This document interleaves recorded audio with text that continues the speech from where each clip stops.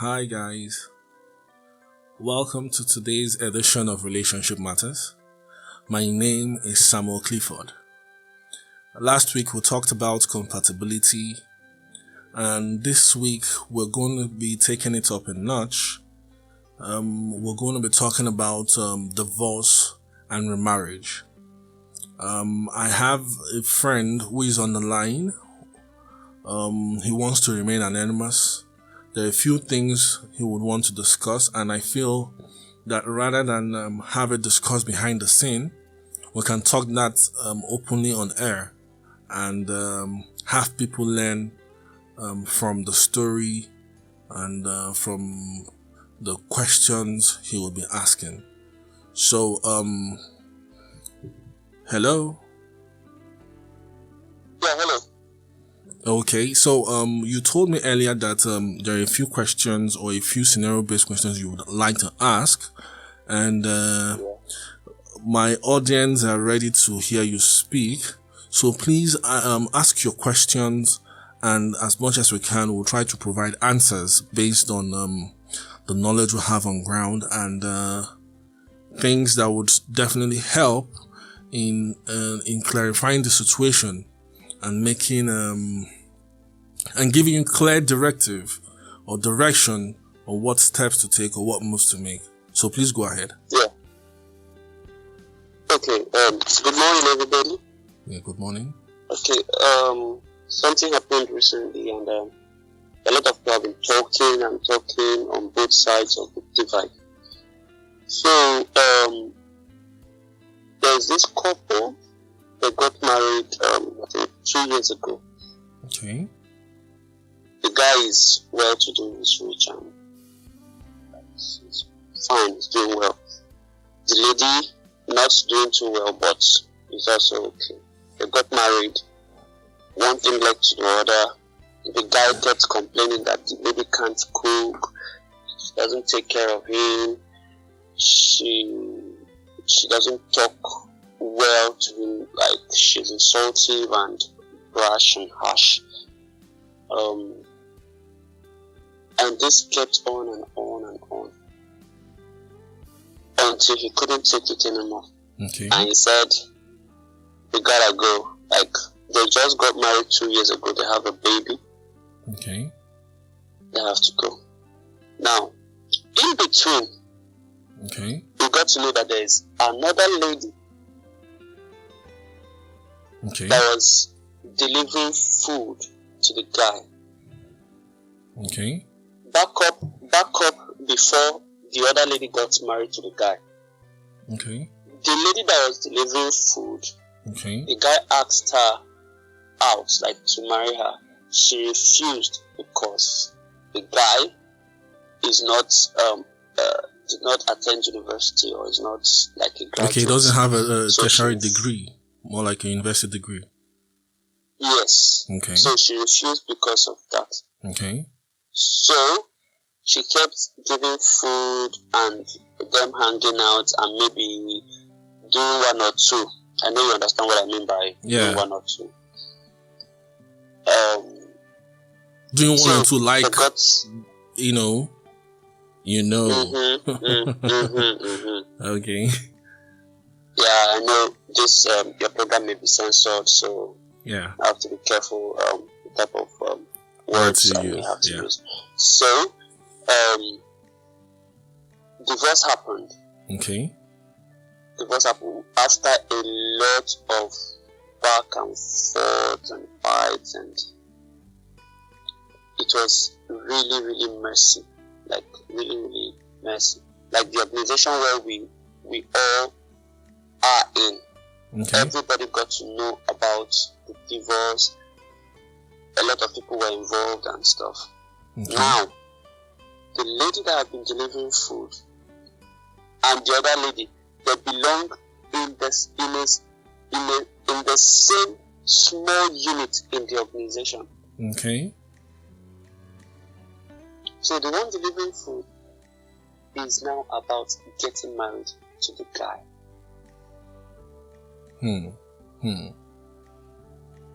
Yeah. The organization kicked against it and said, no, we can't allow this, we can't allow this. They left to another organization to go and carry out the stuff. Marriage. People are talking that, no, this is wrong, you can't do this. The same guy you said you can't get married to, now you are going back to go and marry the guy after causing them to divide. Okay. But not like the other lady doesn't have her own issues. Okay. I believe you heard when I said the man laying those fundamental issues: cooking, communicating well, Okay. and I think taking care, like just his love language kind of Okay. needs were not being met. Okay. So in okay. this scenario, would you advise that the lady that refused before go ahead, and then being in the same organization, in the same small unit in the organization, is it advisable to go ahead with that? Wouldn't there be a problem? Okay, so the first question I'm going to ask, is because we need to get context.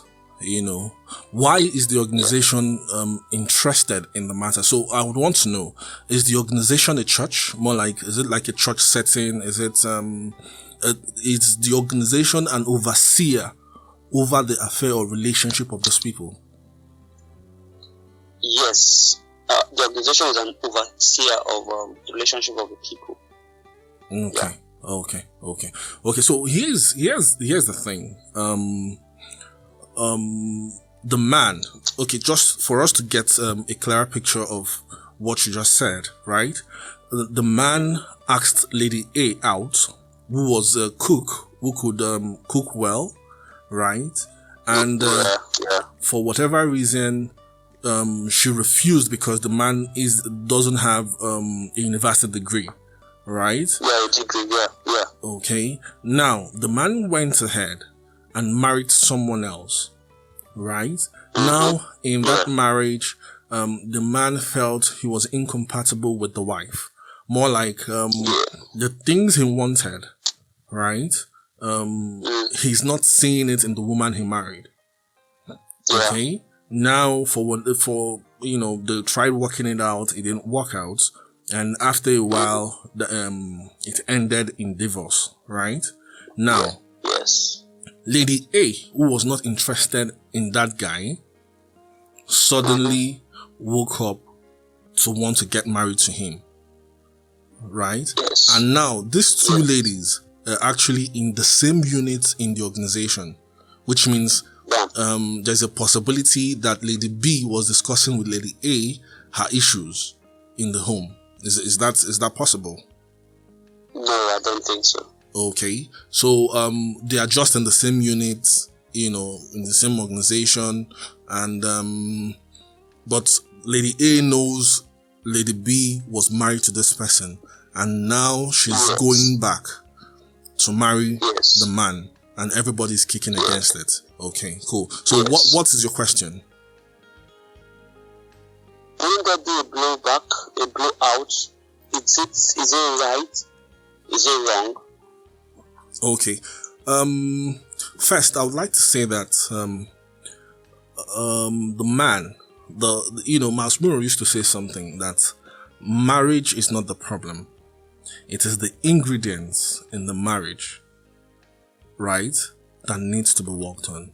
First of all, the man met a lady whom he likes, and he sees the qualities he wants in her, but for whatever reason, the lady refused. Now, he went ahead to marry a different person. Why did he marry that lady? He was hoping to see, that he would find the same things he found in the other lady in her, and that is already a problem. That is the genesis of the failure of that marriage. Right? The man refused to see the woman he married for her. More like he did not accept her for who she is. He went ahead to marry her, hoping that probably, I don't know, but I'm speculating, that being in the same small unit. Are you with me? Are you there? Can you hear me? I think I may have to call you back. Okay, please give me a minute. Let me give him a call back. I'm trying to get him back online.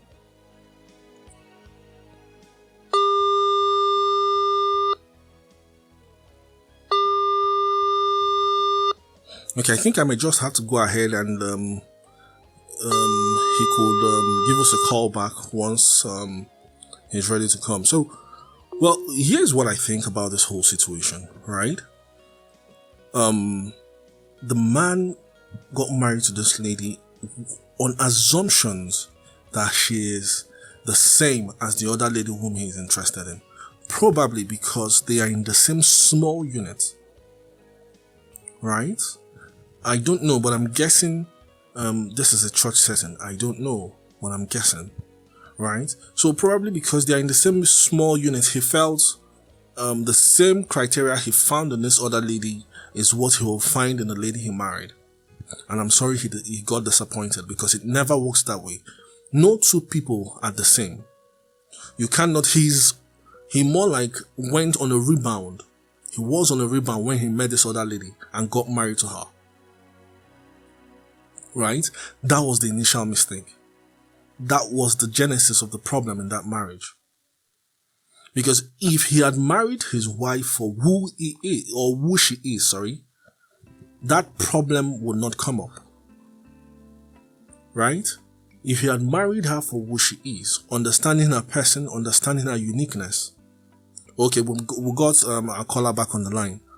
Okay, so what I'm saying is, if he had married his wife on the basis of her personality, who she is, he wouldn't have that problems in the first place. He got married to her on the basis of wanting to find the same thing he wanted or he saw in the first lady. So that is where the problem started from. The man married a woman on wrong assumptions. He married her while on a rebound, so to say. Because just like you said in your conversation with me, he had something with Lady A, right? He had something to do with her, which means some form of attachment has been formed, some form of closeness, right, has been formed. Now, he went ahead to marry the second lady. And the truth is, no matter what that lady, the second lady whom he married to, would do, he will never be pleased. Why would he not be pleased? Because what he was looking for cannot be found in her. But if he had married her on the basis of, this is who you are, I am accepting you for this, I am going to live with you based on this, right? It will be easy for him to deal with whatever issues he's facing. But right now, because he's searching for what cannot be found in the woman he married, that is the origin of the problem. You can't marry Lady B with hopes that what you saw in the first lady you would find in B. What you should be looking at is loving the woman you married for who she is, understanding her for who she is, and living with her according to that understanding. So, first, the man married on a wrong basis. Now, for the woman he married, the wife or the ex-wife, I don't want to fault her.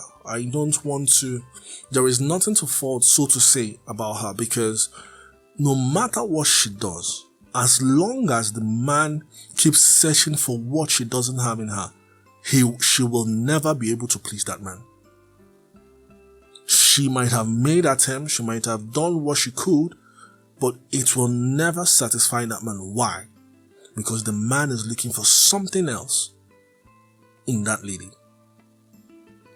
So the origin of the problem is how they got into the marriage in the first place. The man married her on a rebound. That is a clear situation here. So now they couldn't patch things up because the man was not ready to let go of that notion, of that concept of who he has as of what he wants for a woman. So it is totally wrong for you to get married to someone else on the basis that, or on the hope that you're going to get something you found in your ex-girlfriend, or something you found in your ex-partner, or something you found somewhere else in that woman. When it comes to marriage, the first thing you need to do is understand the person you're getting into a union with. You need to understand them for who they are. You need to understand their personality. So the marriage is not the problem here. It is the origin of that marriage. That is one. Now, for the lady who is getting married to the man again, I strongly believe she's making a mistake and it's wrong. Here's why.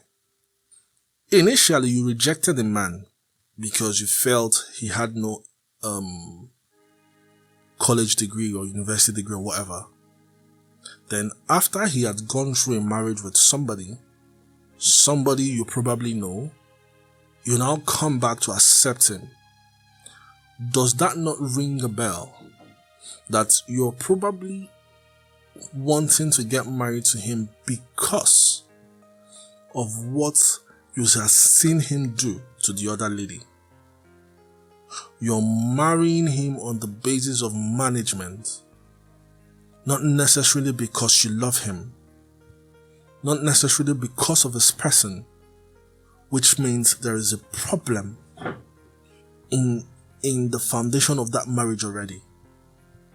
You're marrying someone who divorced his wife, a wife that you already know, right? A man you rejected before. He has gone through marriage. Now he has come back 360 and you are wanting to get married to him, insisting.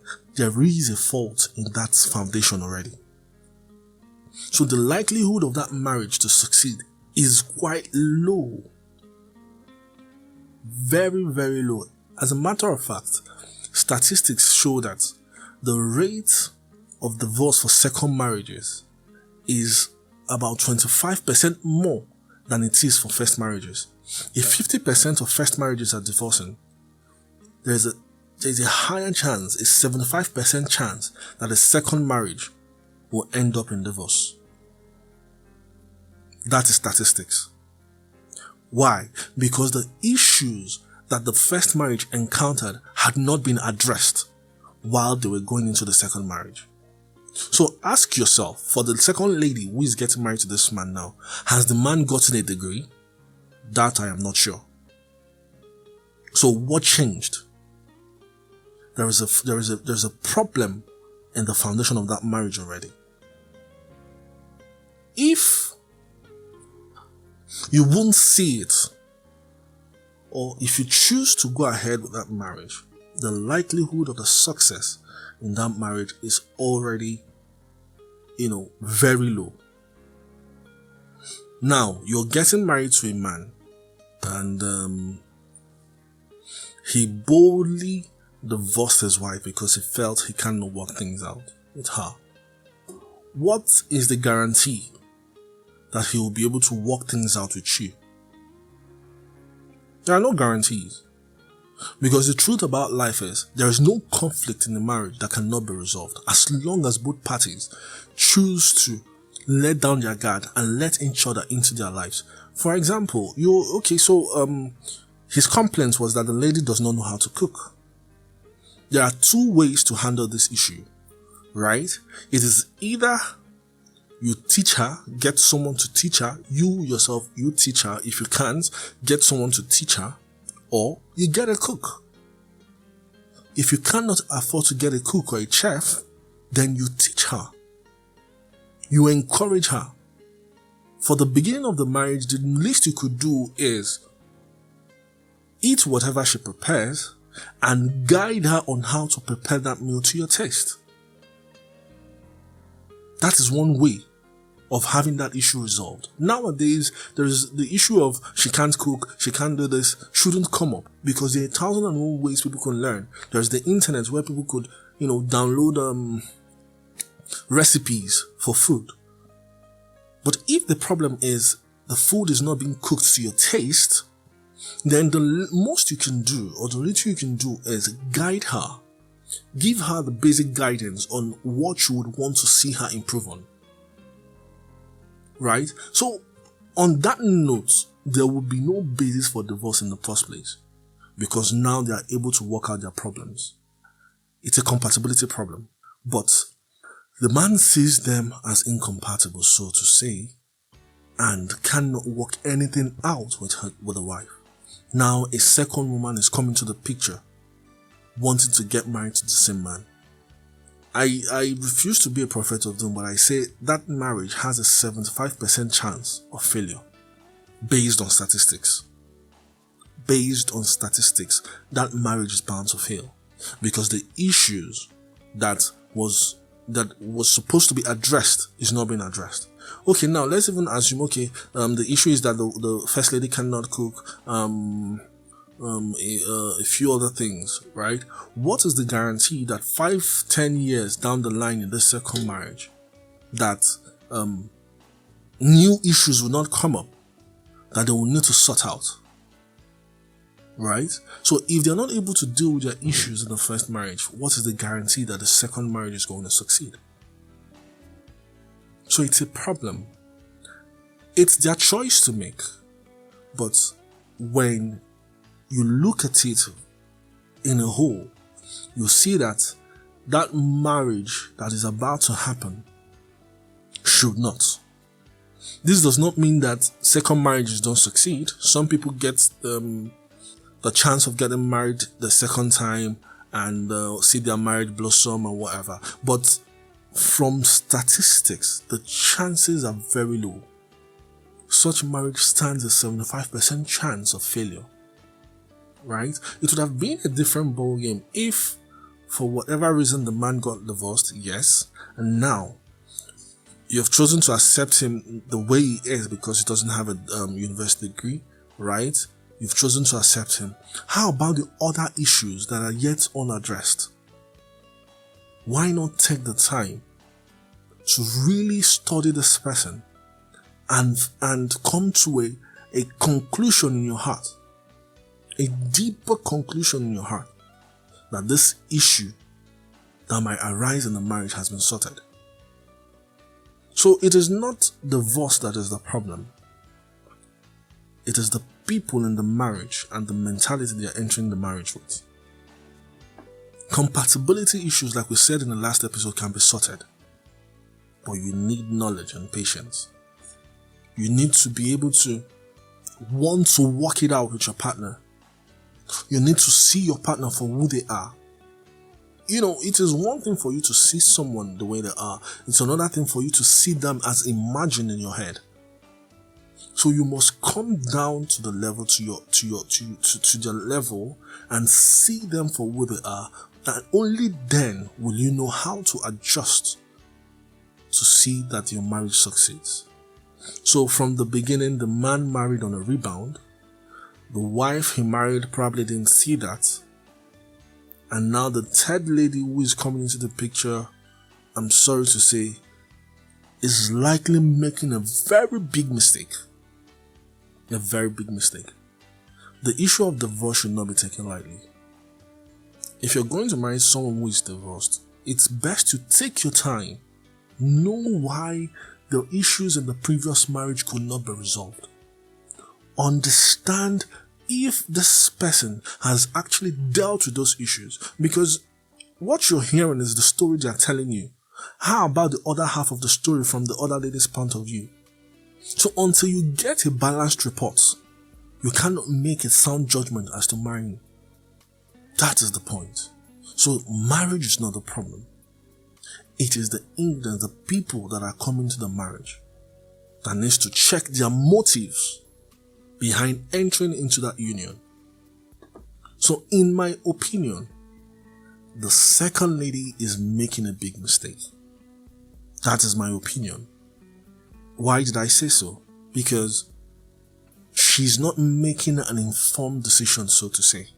She's probably just carried away with seeing that she made a mistake by letting the man marry the other lady in the first place. Obviously, she would be seeing the other lady who married the man. So she might be filled with regrets and be acting on the basis of, oh, I don't want to make this mistake a second time. But the truth is, the fear of making a mistake is already leading her into making a mistake. I hope our caller gets to listen to this podcast, and this clarifies a lot of things, and I hope our listeners get to pick up on a few things from this. Till we'll see you in our next episode. Do have a great day.